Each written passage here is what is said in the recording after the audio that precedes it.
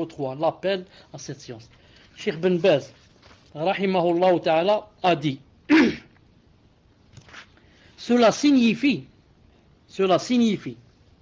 qu'il faut appeler les gens à cette religion en leur conseillant de s'y attacher, en leur indiquant et en leur ordonnant le bien, tout en leur interdisant le mal. C'est ainsi que l'on appelle à l'islam. Tout musulman doit propager sa religion selon ses capacités et son degré de connaissance. Naam. Cheikh Ben Uthaymin rahimahullah dit, il dit, même quand tu vois par exemple quelqu'un manger avec sa main gauche, et que tu lui fais la remarque avec hikmah, pas devant tout le monde, avec sagesse, et tu lui apprends à manger avec la main droite, qu'est-ce que tu as fait? Tu as ordonné au bien, et tu as interdit le mal. Car manger avec la gauche, c'est haram. Beaucoup croient que c'est makruh. Ce n'est pas makruh, c'est haram. Pourquoi? Car le shaitan mange avec la gauche, comme ça a dit sallallahu alayhi wa sallam. Donc le shaitan mange avec quelqu'un qui mange avec la gauche. Et le shaitan, c'est qui par rapport à nous? C'est notre plus grand ennemi. Et Allah Ta'ala dit Inna shaytana lakum aduun, fattakhidhuhu aduwa. Il a dit le shaitan est pour vous un ennemi. Prenez-le comme toi. Si tu le fais manger, tu le fais grossir, ça veut dire que tu ne l'as pas pris pour ennemi. Pour le prendre comme ennemi, il ne faut pas lui donner à manger. Il faut l'expulser de la maison, carrément.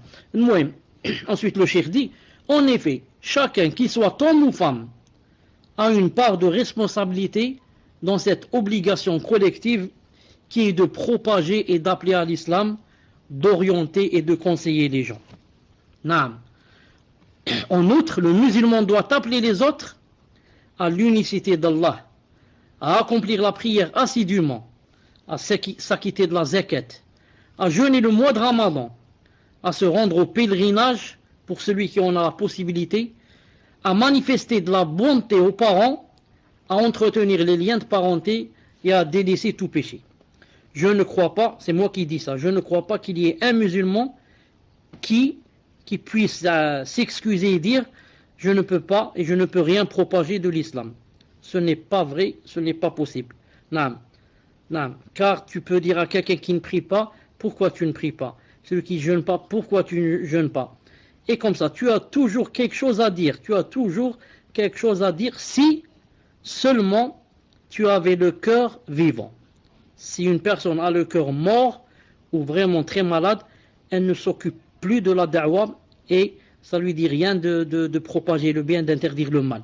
Par contre, si quelqu'un, masha'Allah, son cœur est vivant, il ne peut s'empêcher d'interdire le mal et de propager le bien, bi'idhnillah subhanahu wa ta'ala.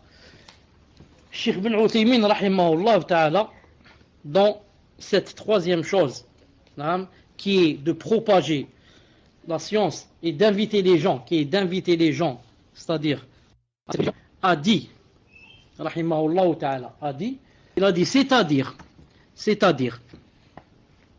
d'inviter les gens à se soumettre à la législation d'Allah Azza wa Jal, avec laquelle est venu le prophète sallallahu alayhi wa sallam, selon les 3 ou 4 approches qu'Allah Ta'ala a citées lorsqu'il a dit Azza wa Jal Ud'u ila sabili rabbika bil hikmati wal maw'idati al hasanah wajadilhum billati ahsan. Sourate An-Nahl, verset 125. Par la sagesse et la bonne exhortation, appelle les gens au sentier de ton Seigneur et discute avec eux de la meilleure façon. Donc, par la sagesse et la bonne exhortation, appelle les gens au sentier de ton Seigneur, la voie de ton Seigneur, et discute avec eux de la meilleure façon. C'est très rare, les gens qui font la da'wah, qui appliquent ce verset.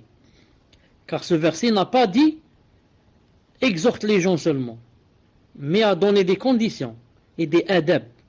Il a dit par la sagesse et la bonne exhortation. C'est pas par la dureté et la violence. Et la bonne exhortation. C'est pas par l'exhortation. Car il y a l'exhortation, la mauvaise, et il y a la bonne. Il a dit par la bonne exhortation, appelle les gens à la voix de ton Seigneur et discute avec eux de la meilleure façon. Quand tu fais à quelqu'un da'wa, fais lui voulons le bien. C'est pas en te mettant au-dessus de lui. Comme quoi, yani, tu lui donnes des ordres. Comme quoi, yani, tu le grondes. Et tu le blâmes. Pourquoi tu fais pas ceci? Pourquoi tu fais pas cela? Naam, ce n'est pas comme ça. Car personne n'aime qu'on lui donne des ordres. Et si tu commences à parler comme ça, on va te dire, c'est pas toi qui juges, c'est Allah qui nous juge. C'est pas toi qui vas rentrer avec moi dans ma tombe. Naam, chacun sa tombe. Car tu ne lui as pas montré que tu lui voulais le bien. Il croit que tu es venu ici pour le commander. Naam, tu veux le commander et lui donner des ordres. Or, personne n'accepte. Mais si quelqu'un sent de toi que tu lui veux du bien, alors il va, Inch'Allah Ta'ala, accepter de toi et te suivre, bi'idhnillahi Ta'ala.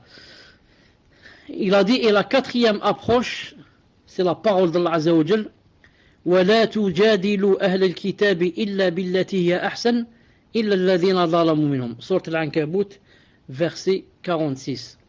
C'est-à-dire, et ne discutez que de la meilleure façon avec les gens du livre, sauf ceux d'entre eux qui sont injustes. Naam.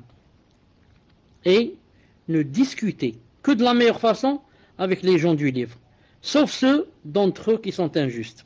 Allahu Akbar. Allahu Akbar pour ce verset. Pourquoi? Allah Ta'ala nous montre comment on doit parler avec les kuffars dans la da'wah. Les gens du livre sont des kuffars. Comment on parle avec eux? Il a dit, discutez avec eux de la meilleure façon. Sauf bien sûr, ceux qui sont injustes. Naam.